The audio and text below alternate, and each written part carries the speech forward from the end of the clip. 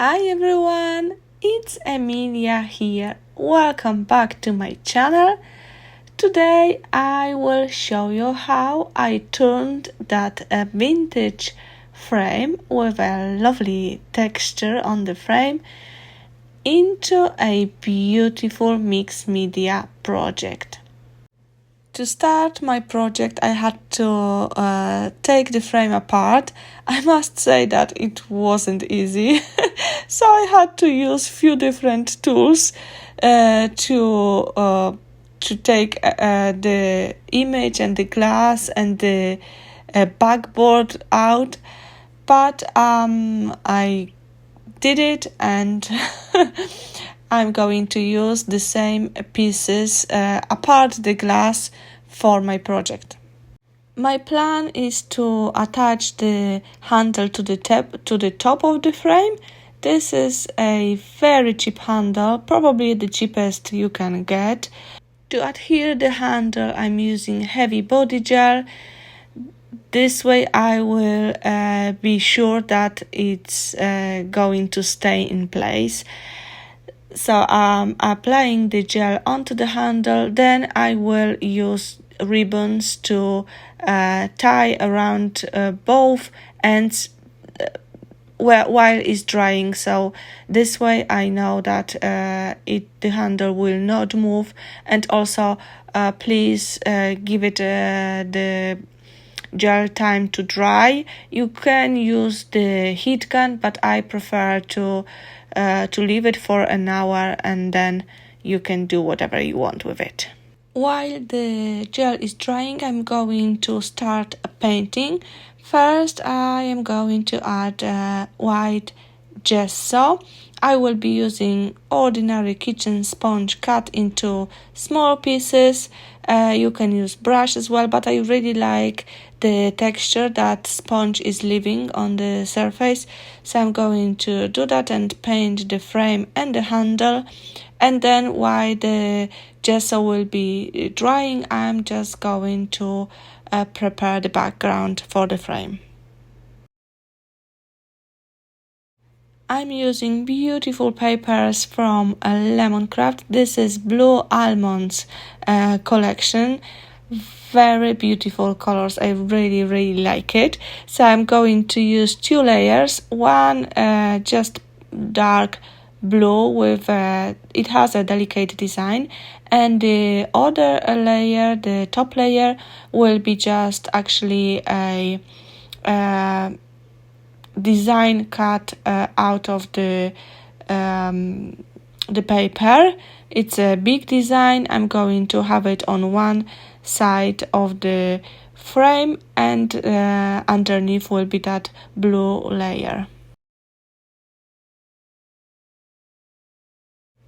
Before adhering both layers together, I want to add some texture to the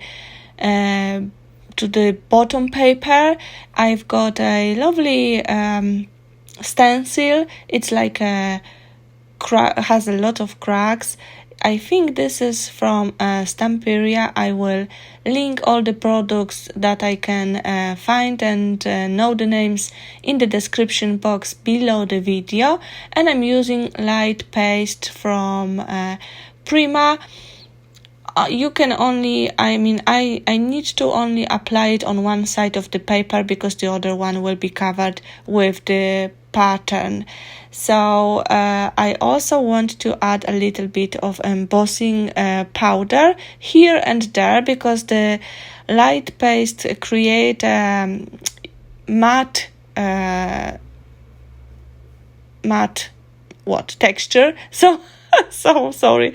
So I want to add embossing powder, which will makes the texture a little bit shiny and more visible and brighter, definitely brighter.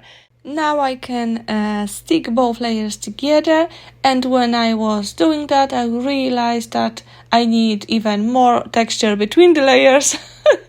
So I decided to add a piece of lace. I found delicate lace but it's quite white, so I will have to cut it in half, and I will try to tack it underneath the pattern underneath that design between the layers.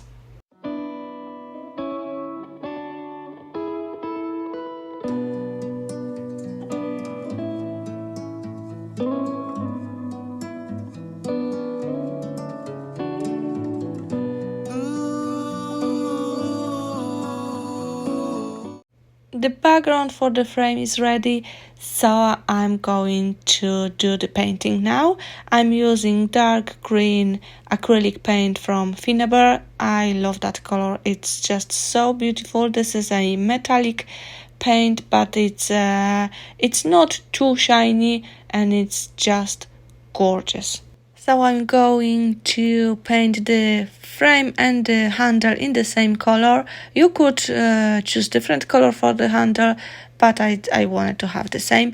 And then I'm going to take a wet wipe and wipe off a little bit of paint from the top of the frame. The part where the frame has a texture, I wanted that part to be much lighter than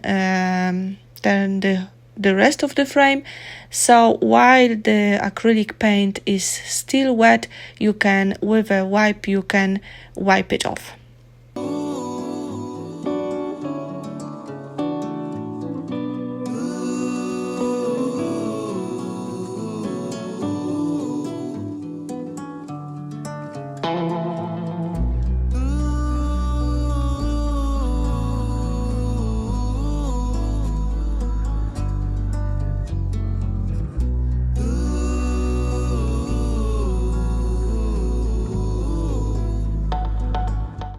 I have chosen various embellishments to decorate my frame.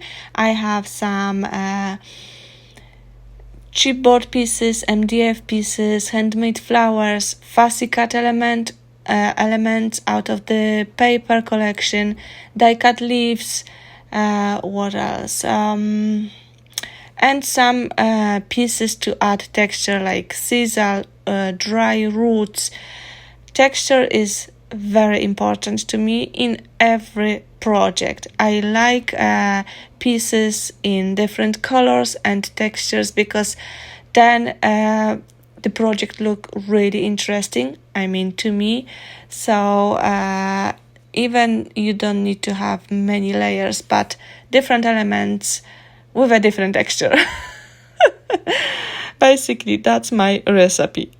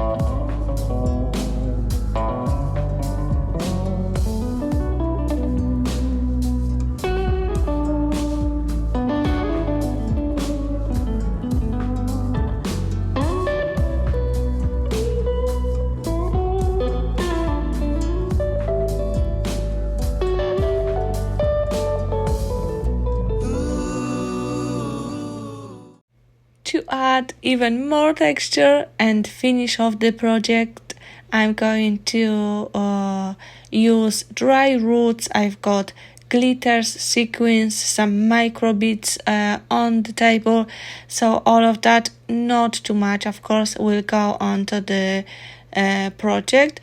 You can use gel medium or any glue that dries clear to attach these elements, and this is what I will be doing now. And the last thing which I'm going to add, to the project are ribbons. I wanted to have something on the left hand side of the frame because it's quite plain and it's so straight, so I thought I need to add something there to change kind of, not the shape of it, but the looks of it. I found 2 ribbons in the colors I already have on my projects, in green and blue, so I'm going to attach them. I will tie them to the handle and then they will go on the side of the frame. I will keep them in place, attaching a metal embellishment. The metal embellishment I have is kind of it's very soft, so I was able to bend it around the frame. It goes from the front to the back, and also it will keep the ribbons in place. I thought this is something different, and something interesting, so I hope you will like that idea.